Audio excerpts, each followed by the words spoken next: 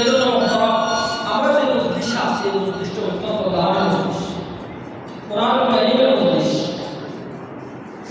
পৃথিবীতে যত মজলিস আছে সবচেয়ে দামি মজলিস হলো কোরআন কারীমের মজলিস। হাদিসের মধ্যে আসছে তাদারুসুল ইসলাম আল্লাহি খায়রু মিন হিয়াইহা, তাদারুসুল ইসলাম আল্লাহি খায়রু মিন হিয়াইহা।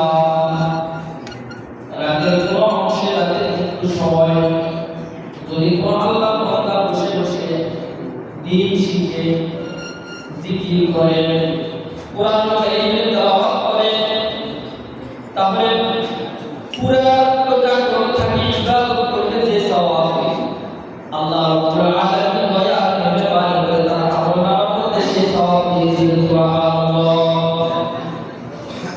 ঘন্টাখানেক সাআতুন শব্দের অর্থ হলো ঘন্টা, ঘন্টাখানেক সময় রাত্রে ঘন্টাখানেক সময় দ্বীনের জন্য, ইসলামের জন্য, কোরআন শুদ্ধ করার জন্য, আল্লাহর দ্বীনকে বিজয় করার জন্য বসলো, কয়েকজন বসলো, আলোচনা করলো, একজনকে কালিমা শোনাইল, আরেকজন একটা মাসালা করলো, বাকিরা শুনলো, একজনে কোরআন শুদ্ধ করতেছে অথবা দ্বীনের কোনো জিকির নিয়ে বসে আছে ঘন্টাখানেক সময়, পরে তাই ঘুমাই গেছে।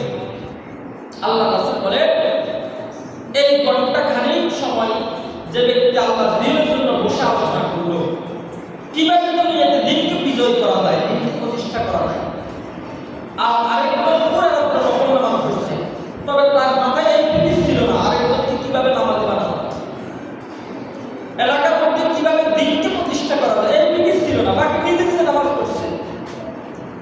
এই দুজনের মধ্যে পার্থক্য হলো ওই ব্যক্তি পুরো রাত চেষ্টা করে যে সওয়াব পাইছে, এই ব্যক্তি অল্প কিছুক্ষণ সময় শুধুমাত্র দ্বীন নিয়ে আলোচনা করছে আর বাকি সময় যে ঘুমাই গেছে।